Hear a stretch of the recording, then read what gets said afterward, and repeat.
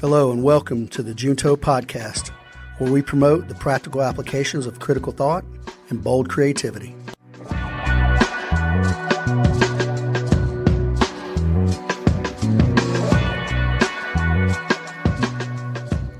Hello, America. I'm your host, Edgar Mills, and welcome to Episode 2, Emerging American Countercultures. So this is a topic that I enjoy. It's near and dear to me, and I think it's very interesting. The reemergence of countercultures in America. They've been around always on the fringes, but we're seeing a reemergence, and we're seeing them because of the internet. We're seeing them more clearly and with a little more understanding and acceptance even. The internet is magical in that all the information is out there, and if you know how to analyze it, you can find it. And people who have diverse interests go and look for diverse things. This counterculture isn't one unified thing. This is a very splintered, it's not even a group, it's just several groups with several overlapping goals, really. And not only counterculture, but that's how movements are made right there. Political movements or artistic movements and whatnot. You don't have to believe 100% of what someone else believes to have supporting or overlapping goals. But one thing's for sure is that many people are beginning to reject the mainstream norms that exist today. They're always being twisted, the norms. They're always being shaped by whoever's in charge. Or I don't want to put rich against poor, but usually people attribute that the people with money try to shape what the norms are that the people without money have to conform to. But the first group I want to talk about, because I know a lot of these folks, is the self-sustainment or the off-grid movement. People who are out there seeking to separate from the grid, the mainstream, to live self-sustainably, to grow their own food, to educate their children on their own, to build their own structures, and things like that. Some people in mainstream, I imagine, think that that's crazy. I don't know, that it's loony. And now I'm only 52. In the 70s, though, people looked at survivalists like they were legit whack jobs. And this isn't survivalism or survivalists or necessarily militiamen out trying to create little bands of warriors in the woods. These are educated humans with a desire to live purely and not have their children or their spouses or their family tainted by mainstream consumerism. I pause to say capitalism because I am an unrepentant capitalist. But what's that word I'm looking for? Materialism, consumerism and materialism. And government mandated education.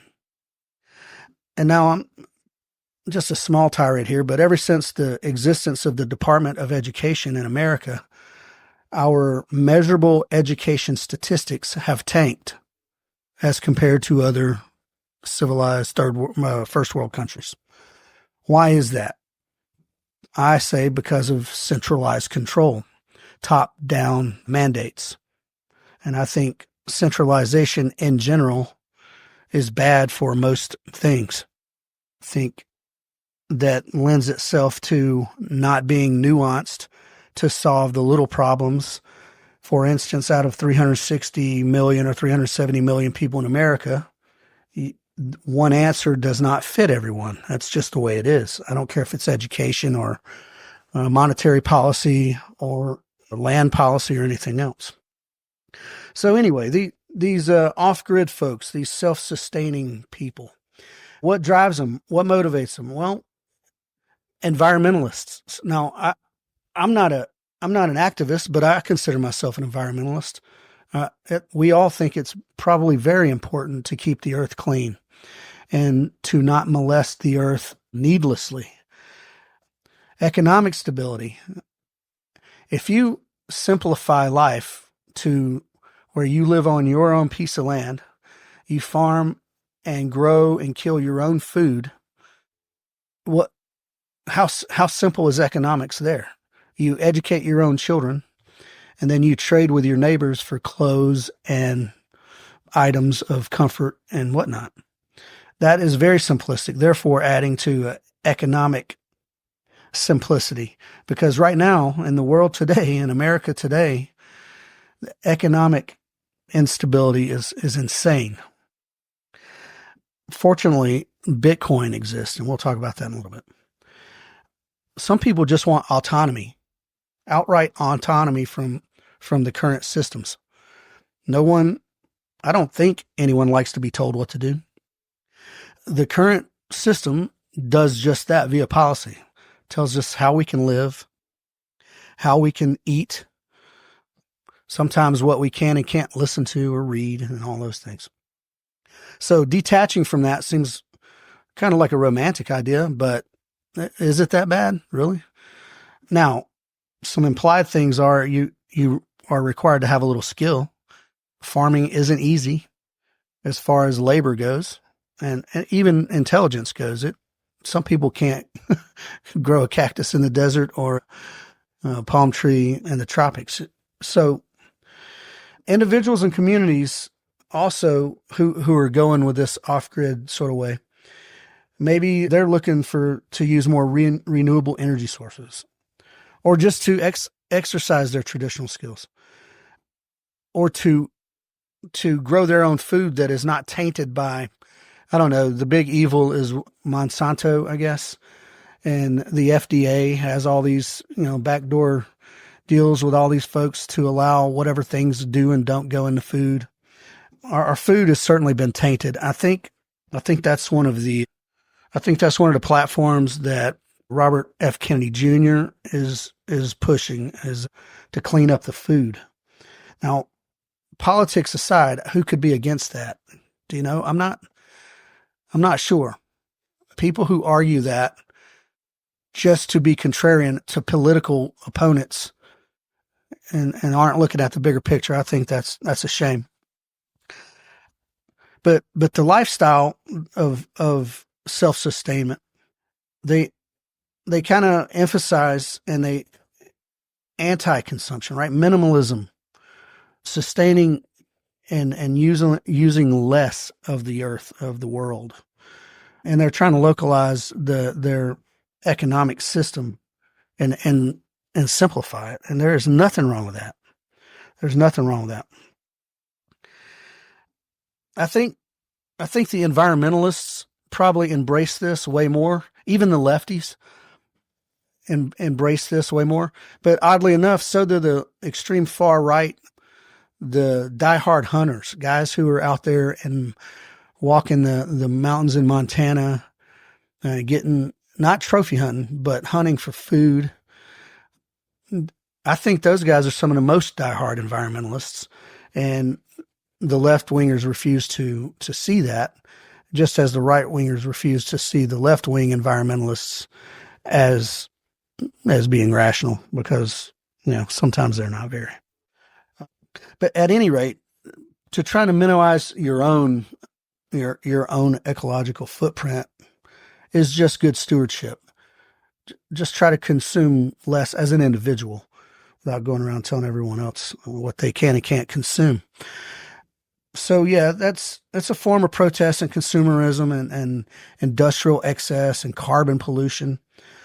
If you're so lucky, you might get to hear Leonardo DiCaprio or Taylor Swift tell us about how important it is to minimize our carbon footprint as they're flying around in their private jets.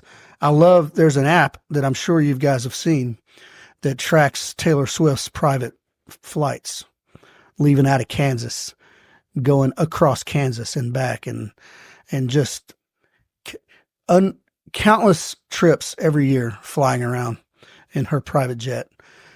It would take the average human, 100 years of driving a car every day to match her yearly footprint. Insane. Hypocrite at its finest. So the self-sustainment crew, a lot of the people I know who are into that, they're libertarians, and we every year there's a festival called the Great Create, and it's essentially a do-it-yourself convention. People, yes, there's politics involved, but people who grow mushrooms and brew their own beer. And my friend Jake, I don't know if he still does it, but he had a thing called Vanarchy where they set up expedition vans, which was cool as hell. All sorts of things like that. Anyway, yeah, there's a political component, but it doesn't have to be a political component. Now, as we get into the political component, we're talking about, generally speaking, the minarchist libertarians, right? The minimalists. I consider myself an anarcho-capitalist, if you want to really, really get down to it. But the minarchists, they kind of run parallel to the off-grid movement and their thought process.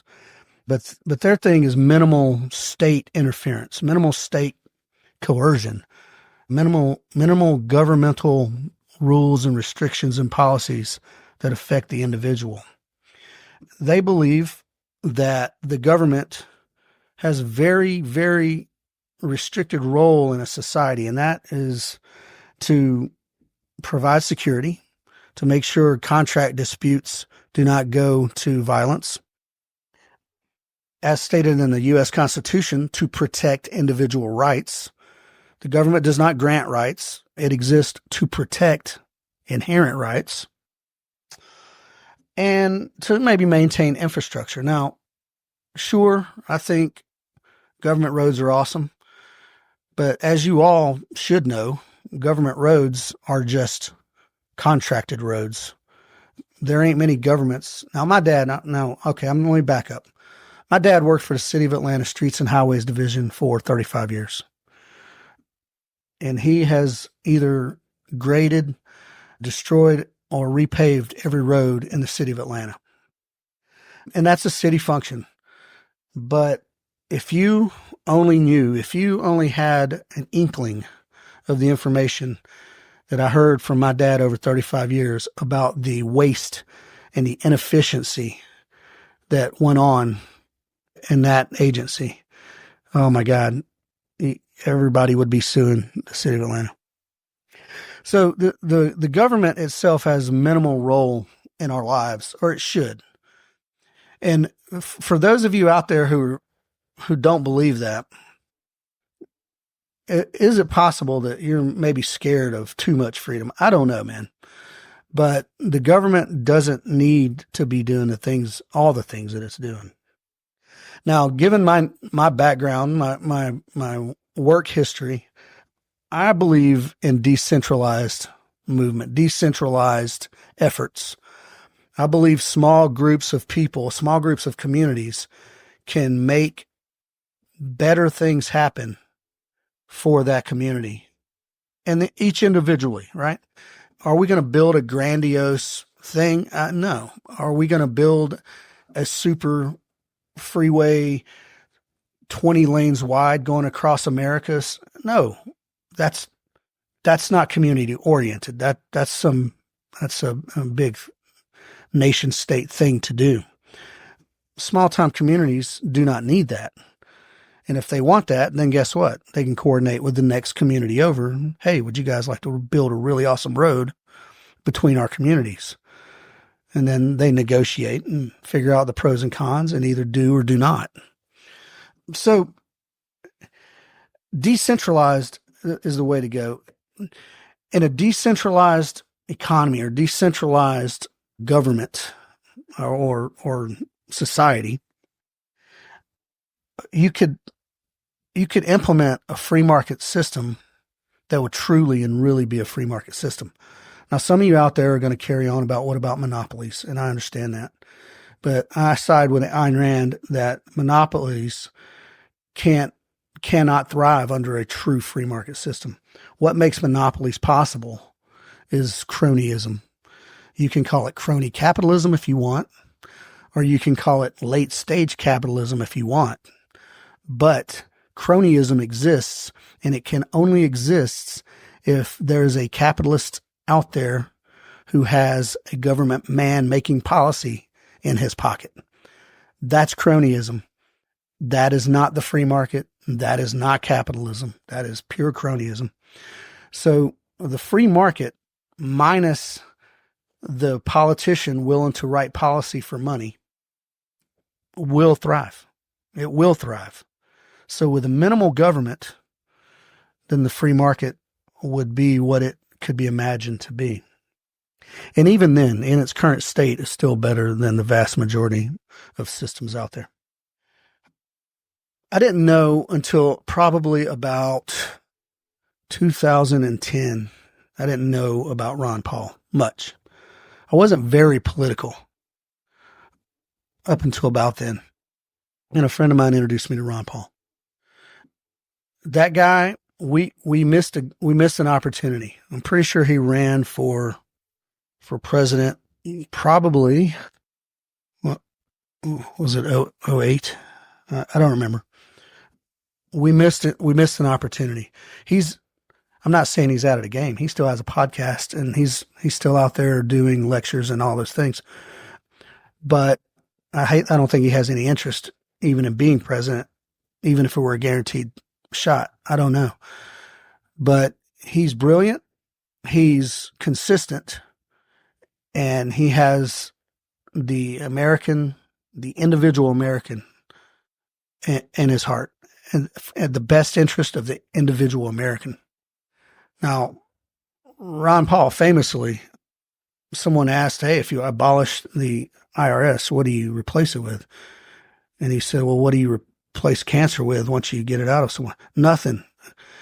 Right? He's so anti-government that he believes that, and I believe that we should get rid of the IRS.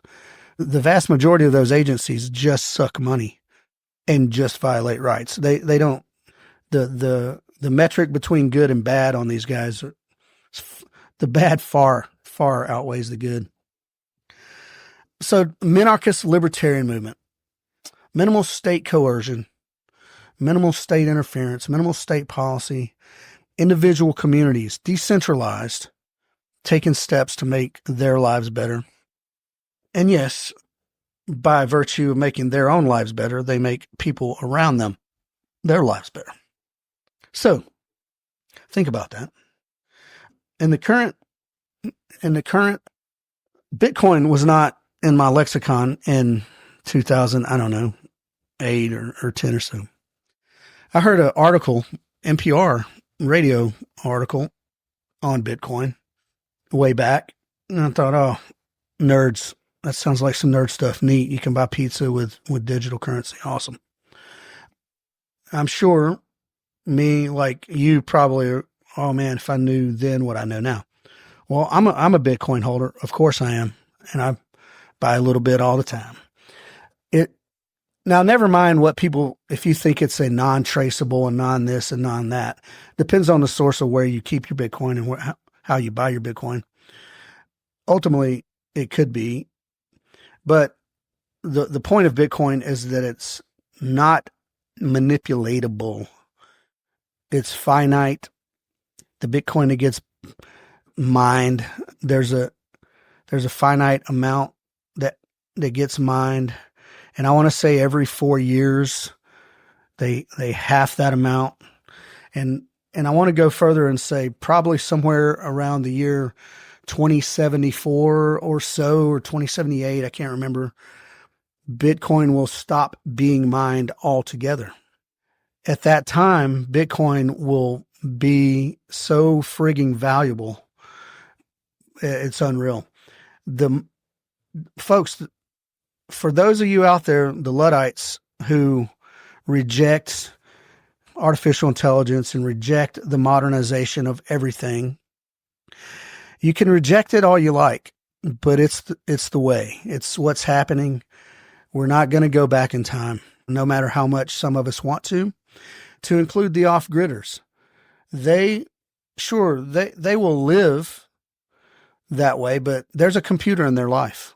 There's a phone in their life. To function in a modern society, it's the way it is. You almost have to have it. You would be far behind the power curve, and that's quite all right if you want to live that way. If you don't have other humans depending on you to stay behind that power curve.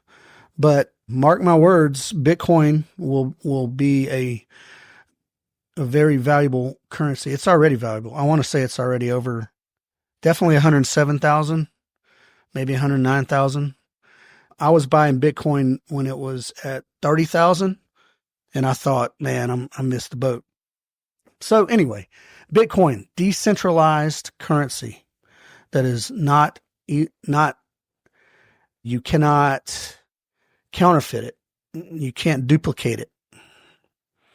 And the more and more organizations or businesses or even individuals that start to trade in Bitcoin, you will see that's going to emerge more.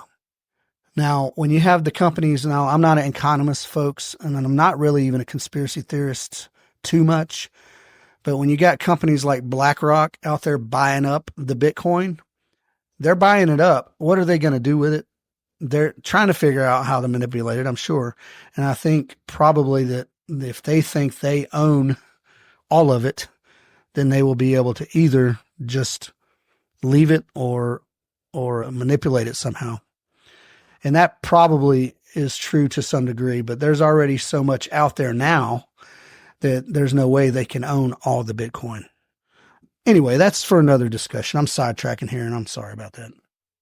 Countercultures in America, folks. Self-sustainment, off-grid movement.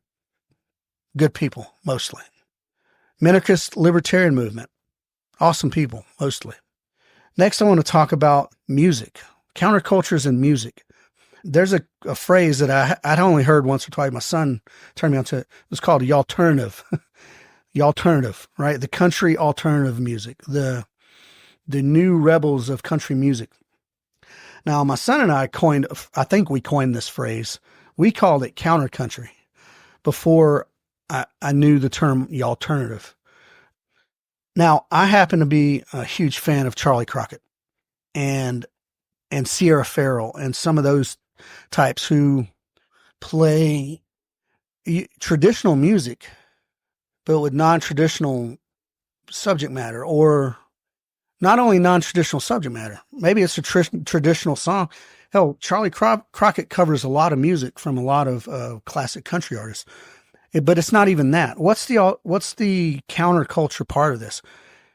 These days, it's how that they're getting their music out there. It's how they're making the music. Well, obviously the good old-fashioned way, right? On a guitar, bass, and a drum kit. But in the modern age, young people who can't move off to Nashville and grovel at the feet of the music executives, you have a computer right here.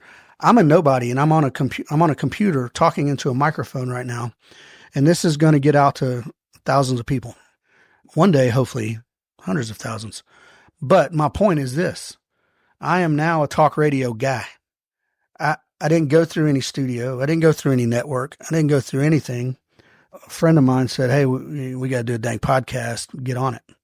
So these musicians who, ultra talented, by the way, Charlie Crockett is, to me, one of the most talented guys out there.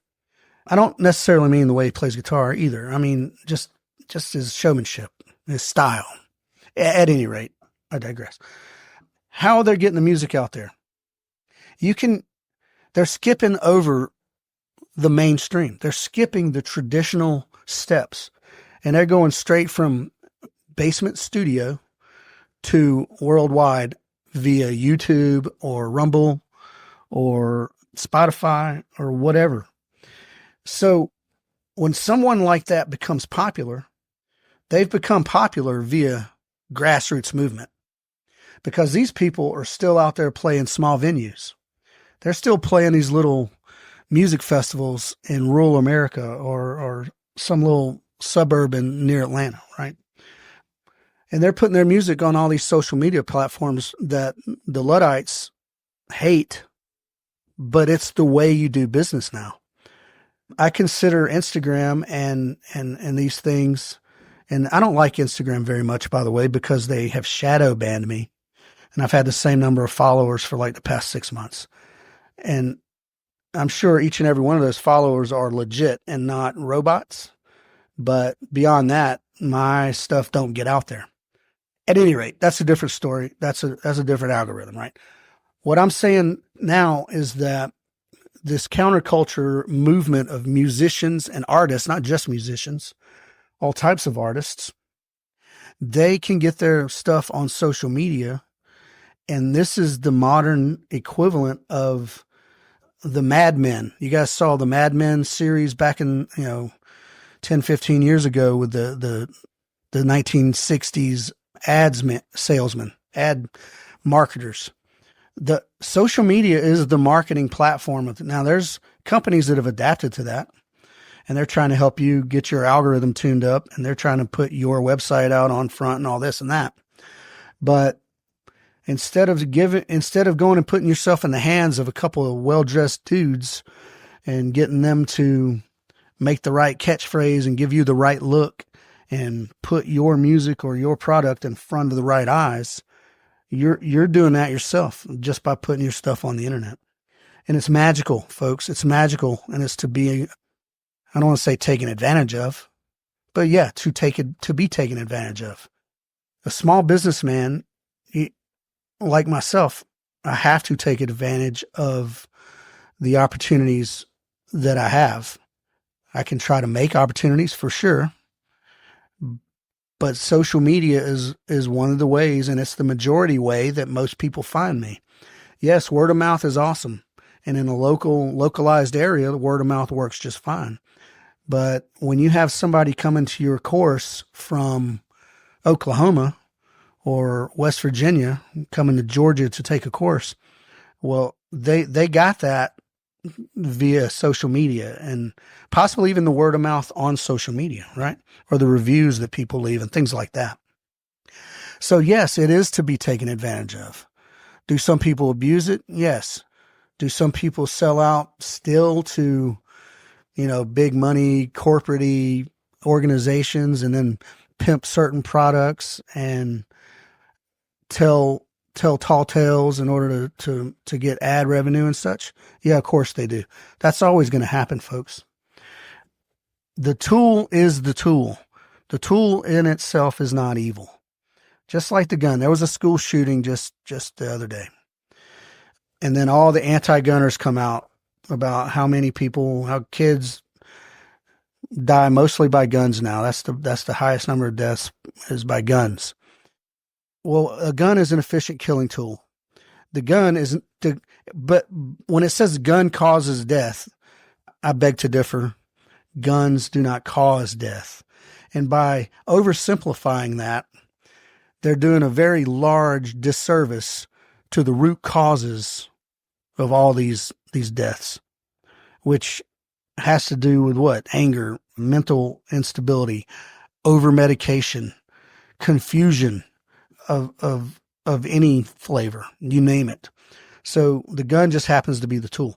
The internet just happens to be the tool for these artists to get their word out there, to get their product, to get their art out there in front of people. So it's good. It's good. Don't hate the internet. Don't hate technology. And some of the people I've heard lately really talking about these things, sort of anti-technology. Where do you think I heard it? Yeah, via podcast, via YouTube. They're using it because they're taking advantage of it. It's a tool to be taken advantage of. In the 1940s, what would I do? I'd go get a soapbox and stand in the middle of downtown Atlanta, hold a sign up, says Osprey Shooting Solutions. Come get your training with me. Hand out business cards. I mean, I guess. But these days, I got the internet. And so do you. Let's talk about some of the other artists. I've gotten a couple blogs that I posted on the website, and I'm kind of using those as notes. These are things that I feel deeply about. I don't want to read the blogs word for word, but I want to hit some topics.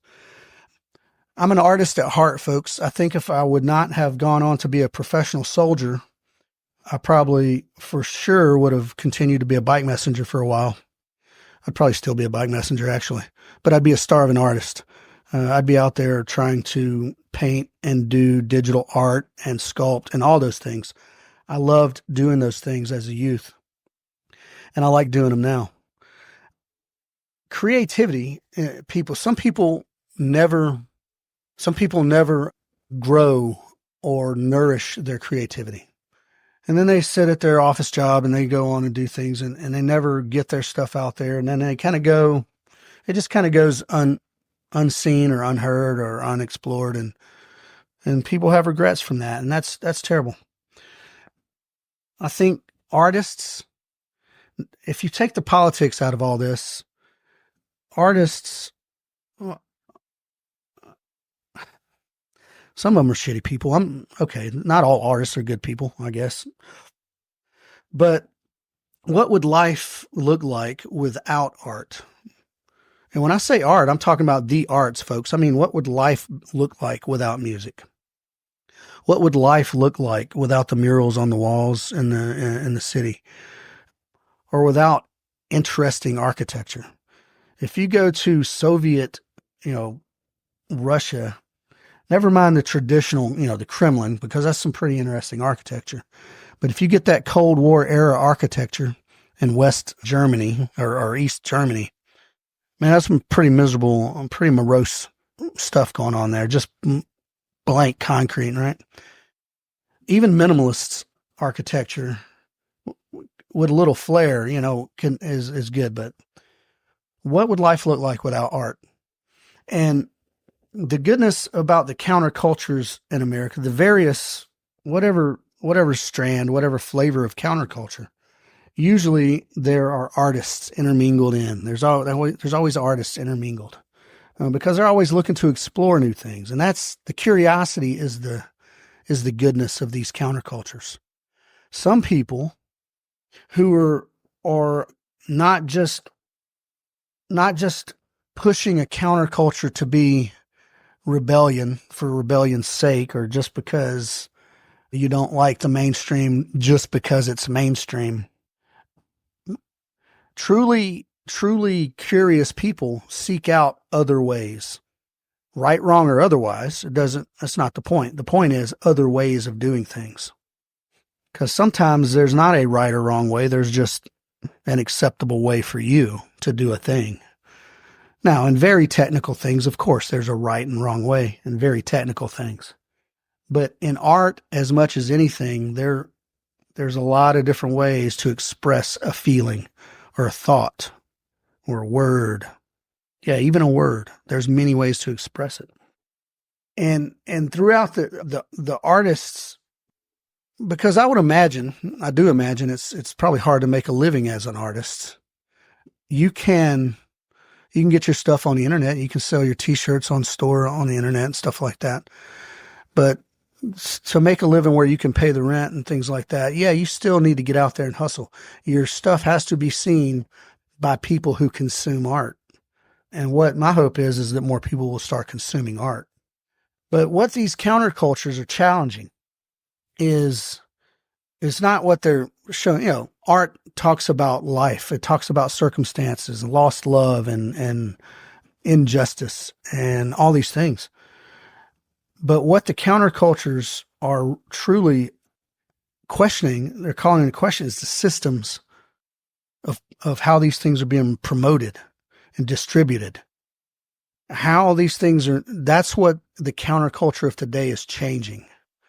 How the information is being distributed and promoted, skipping over the gatekeepers. That's an important part is nowadays you can skip over the gatekeepers and go straight to the consumer, whatever it is you have.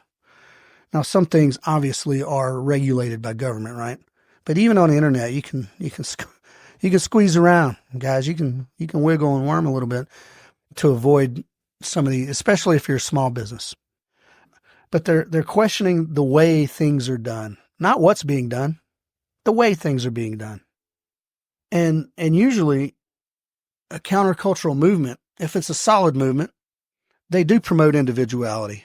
What you don't want to get into is a movement that promotes everybody being all the same. That's not a counterculture. That's just creating a different culture of sort of drones. We don't want that either. Individuality, I think, has always been an American identity, and it used to be highly valued. And I think creativity's always been valued, not just American, but I mean the masters, Michelangelo and Rembrandt, to Jackson Pollock, and all the different types of artists out there, and the different music and things. I think there's always been appreciation, even curmudgeons like myself, guys who sit around grumpy and angry at the world or whatever. I love listening to music. I love looking at art. It takes you to a different space. It gives you a different mindset. So these countercultures, even with the political stuff, and even with the off-grid stuff, they promote individuality. Some promote individual wellness, individual strength. And then by virtue of those individuals being strong and expressive and creative, then they're being of value to their community. And their community is flourishing because of their individuality. And that is good. That is good. A lot of these countercultures, sometimes injustice or government overreach or things like that is a kind of a talking point. But those talking points become an impetus for dialogue amongst people. Even if you and your wife are hardcore red, conservative, One News Network, and you're sitting around and you're talking about these people, about how different and how weird and whatever, what are they after? What are they looking for? What are they trying to change? What's the problem? At least there's a dialogue there. And the key to a good movement, I think, a good grassroots movement, a good decentralized, grassroots, countercultural movement, is that you're not just against the mainstream. You're not just against something. You're not just a rebel without a clue, but you're for something positive. That's the new spin that I've learned in my older years, is that you have to be for something positive. And so if you can unify people through a positive connection, right? Expressing your individual liberty and their individual liberty to be different as they choose, and to express differently, but still appreciate and express that we can positively affect our community by being two completely different individuals. Individuals that at least value creativity, individuality, value community, and just value human connection. We don't have to be the same for us to connect, folks. We don't have to be the same for us to connect. The value of creativity, it's beyond just entertainment. It's beyond a pretty picture or a nice song. The creativity can help us to reflect, to critique social ills, and to just grow as people. So as the countercultures reemerge in America, and they are here, folks, and the beauty of it is they kind of coexist. You don't have to be on you don't have to go protest the same thing, right? You don't have to go throw Molotov cocktails at cops to live your own protest. You can do what you do, and by example, and by defining your own ethos just by the way you live, you can challenge the population to think in a more open way. Well, look at this guy. What's he got going on? He seems healthy, happy, positive. And then you can challenge the local populace to not be like you, but hey, give it a try. Try something different. Open up. Consider another idea. Go paint a picture. So don't look at counterculture as being bad, folks. In the 40s and 50s, we had the beatniks, right? The beat poets, Bukowski and Kerouac and those guys. And they left some good stuff behind. Now there was a component of communism threaded throughout there, right? communism rears its ugly head all the time. And I've said this before and I'll say it again. Communism on a small scale works. It works just fine. That's what a community is. People who help each other. You don't necessarily need to redistribute wealth, but if there's a rich guy in a small town, that rich guy usually donates to the local church or donates to the food bank, etc. Employs people and that kind of thing. But the beatniks were, in my, I say memory, but as a child, I was born in the 70s. But I read a lot about Kerouac and from the Letters from the Road, things like that. I like that stuff, but I never equated it with the communism aspect. So here's what I'm challenging you to do. Look at these countercultures, distill the politics out of it, and just look at the way they're living and what they're doing. Now, in the libertarian principles, and I don't mean the Libertarian Party, I mean just libertarian little L principles, don't hurt other people and don't take their stuff. That's the mantra. Don't hurt other people and don't take their stuff. If you distill these countercultures and narrow them down to what they are doing, how they're doing it, are they hurting other people and are they taking their stuff? If the answer is no, then let them ride. I mean, don't hate on them. Why do you got to hate? Let it ride. Watch the off-grid guy. If you take pleasure in watching that guy fail, then keep your eyes on him. See what happens. If he fails and fails spectacularly, then there's your I told you so. Go give him a hand, help him up. But I'm going to share, if any of you have never seen the documentary called Alone in the Wilderness, and it was a documentary of a fellow named Dick Prenecki, who I think he was in the financial trades, in the city, some city, I don't know where. And in his 50s, for a few summers in a row, he went to Alaska all by himself and built a cabin. And he built it with handmade tools and just materials that he got from the woods. And eventually he retired and just went up there full time. Hence, Alone in the Wilderness. He had zero technology. He made all his own tools. He built his own cabin with no cranes, no loaders, no forklifts, no anything. So to think it's not doable, and that was the 50s and 60s, folks. That wasn't way back in history when cavemen were digging holes in caves. This is modern times. This guy did it, and he did it well. So when you're watching these people, just learn from what they're doing and admire that they have the balls to go out and give it a go.